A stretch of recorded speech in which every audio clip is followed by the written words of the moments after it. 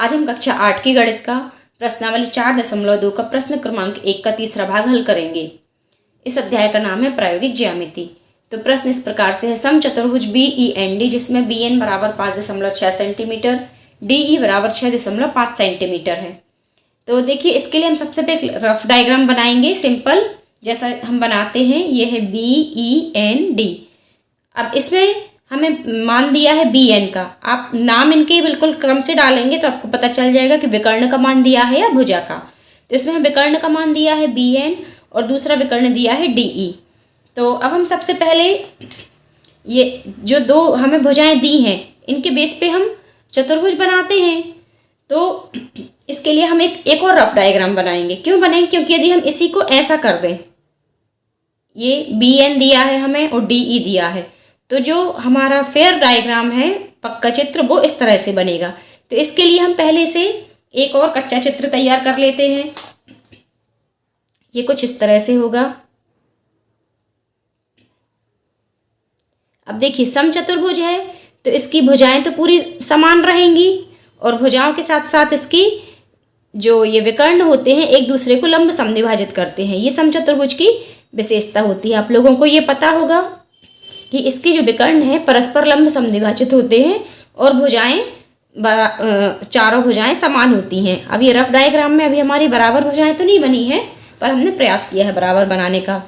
इसमें ये हमें BN दिया है। अब ये देखिए BEN और ये हो गया D। तो हमें BN दिया है 5.6 सेंटीमीटर और DE दिया है हमें 6.5 सेंटीमीटर। अब हम इसको शुरू करते हैं बनाना। सबसे पहले तो हम इसकी जिस प्रॉपर्टी का, जिस गुण का यूज़ करेंगे वो हम लिख लेंगे। इसमें हम कर रहे हैं कि समचतुर्भुज के विकर्ण परस्पर लंब समद्विभाजक करते हैं। हम ये लिखेंगे आंसर, इसका हल शुरू करने से पहले। समचतुर्भुज के विकर्ण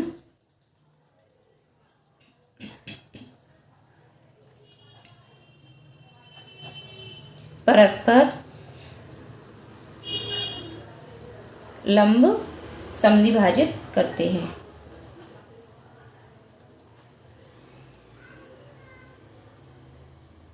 बस इसी एक लाइन के आधार पर हम इसको हल करेंगे। सबसे पहले हम इसके विकर्ण बनाएंगे दोनों और उसके बाद हम चारों भुजाओं को मिला देंगे।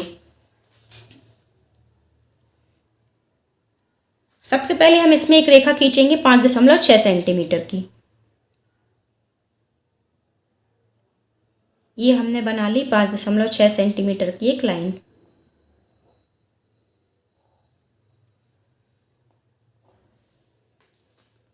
अब इस पे हमें इसका लंब समद्विभाजक बनाना है। तो लंब समद्विभाजक तो आप लोग जानते हैं कैसे बनाया जाता है। इसके आधे से ज़्यादा भाग को लेके ऊपर नीचे हम दो आर्क लगाएंगे। ये एक ऊपर बना लिया और एक नीचे। इसी तरह से दूसरी तरफ से भी बनाएंगे, ये ऊपर और ये नीचे। अब ये जो हमें दो बिंदु प्राप्त हुए हैं इनको हम मिला लेंगे। इस रेखा को भी हम XY नाम दे सकते हैं। ये हमें रेखा XY प्राप्त हो गई। आप लोग बिल्कुल ध्यान से ये जो बिंदु हैं इनको बहुत ध्यान पूर्वक मिलाइए। ये मेरा भी थोड़ा सा हिल गया है पर आप लोग थोड़ा सा ध्यान रख के बनाइए। और ये हमारी थी BN, ये लंब था और इसका मान है 5.6 सेंटीमीटर। अब देखिए हमें चाहिए यहाँ पर 6.5 सेंटीमीटर। तो अब हमें ऊपर नीचे दोनों ये जो लाइन है इसको हम 6.5 में डिवाइड कर देंगे। तो 6.5/2 लेंगे क्योंकि ये जो समचतुर्भुज के विकर्ण हैं एक दूसरे को लंब समद्विभाजित करते हैं। तो इसको 6.5/2 करेंगे तो कितना आएगा हमारा? ये हमने किया 6.5/2। तो ये तो हो गया 2 3 6 और 2 दूनी 4 और ये 3.25। तो हम 3.25 तो नहीं ले सकते स्केल पर, इसलिए हम 3.2 ले लेंगे। ये हमने लिया 3.2। इतना ही भाग हम ऊपर काटेंगे 3.2 और ये एक बार और फिर से 3.2 इतना भाग हम नीचे काटेंगे। और इसके हम आर्क लगा लेंगे। 3.2 हमने इससे नाप लिया।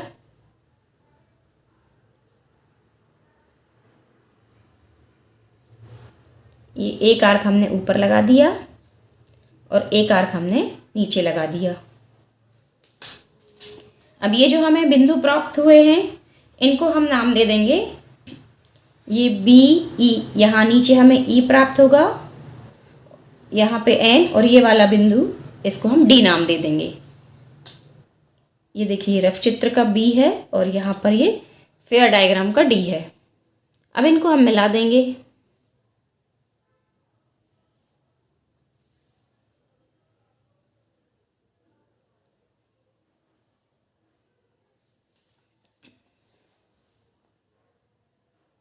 इस तरह से हमें अभिष्ट चतुर्भुज BEND प्राप्त हो जाएगा। अब इसमें बात आती है रचना के चरण लिखने की। तो ये आप लोग अपनी लैंग्वेज में लिख सकते हैं। अभी मैं आपको लिख के दिखा रही हूँ, तो आप उस लैंग्वेज में भी लिख सकते हैं। किसी गाइड की लैंग्वेज पसंद आ रही है तो आप उससे कॉपी कर सकते हैं। कोई भी लैंग्वेज में लिखें, पर आप रचना के चरण जरूर लिख कर आएँ परीक्षा में। ये हम थोड़ा सा इसको फेयर बना दे रहे हैं पेन से, आप लोग लेकिन पेंसिल का ही उपयोग करें।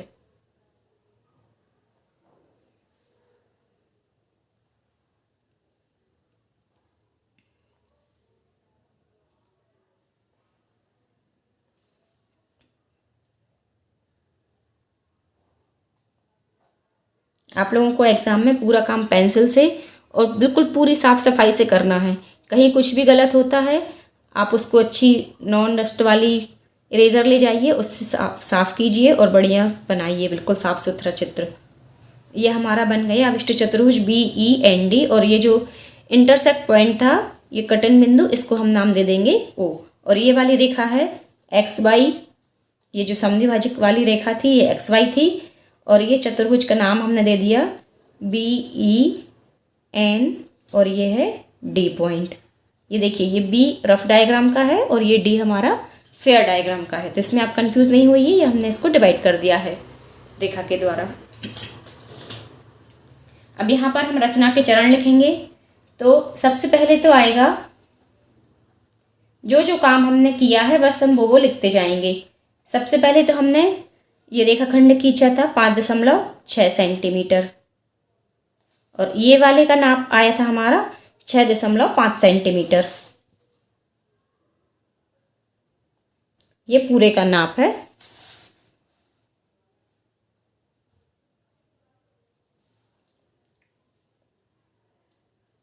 सबसे पहले रेखाखंड BN बराबर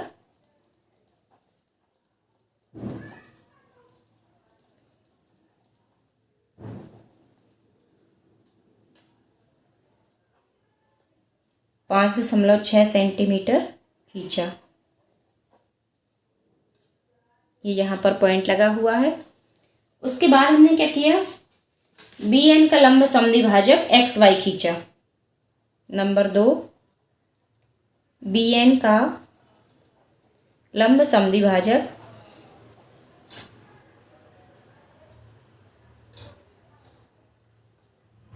ये रेखा का नाम हमने दिया था XY खींचा।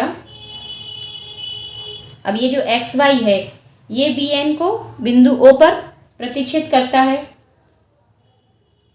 जो BN को बिंदु O पर काटता है या प्रतिच्छेद करता है। इसके बाद हमने थर्ड पॉइंट में क्या किया था, बिंदु O से XY पर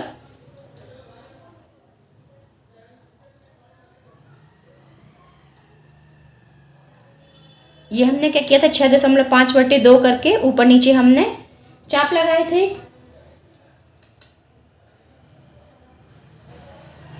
6.5/2 बराबर आया था हमारा 3.25 सेंटीमीटर के दो चाप ऊपर व नीचे की ओर काटे।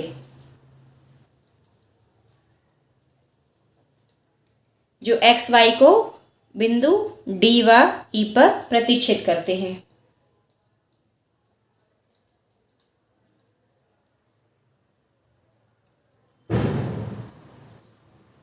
एक्स वाई को क्रमशः, अब देखिए हमने ऊपर लिखा है पहले तो ऊपर वाला डी है, क्रमशः बिंदु डी व ई पर प्रतिच्छेद करते हैं।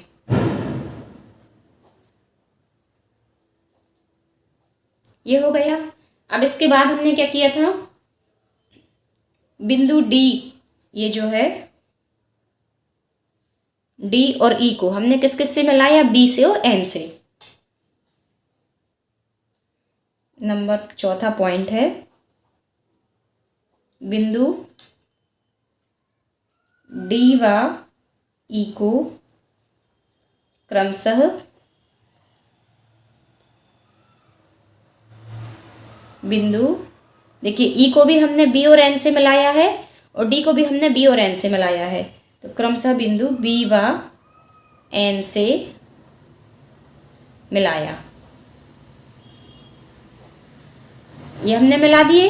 अब पूरा हमारा चतुर्भुज तैयार हो गया। तो हम लास्ट लाइन क्या लिखेंगे, इस प्रकार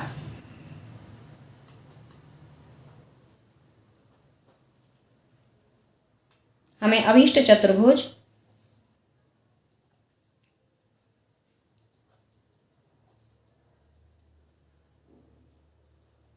BEND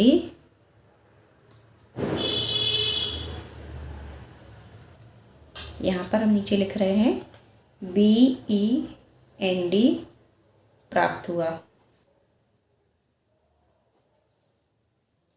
आप लोगों को यदि ये रफ डायग्राम समझ में नहीं आ रहा है तो आप इसी को तिरछा करके भी देख सकते हैं और इसके आधार पर इसकी रचना कर सकते हैं। तो ये मैंने इसके रचना के चरण भी लिखकर बता दिए हैं और ये हमारा चित्र भी पूरा बन गया है। आप लोगों को इस अध्याय में या गणित में किसी भी अध्याय में कोई भी प्रॉब्लम हो आप मुझे कमेंट्स में लिखकर भेज सकते हैं।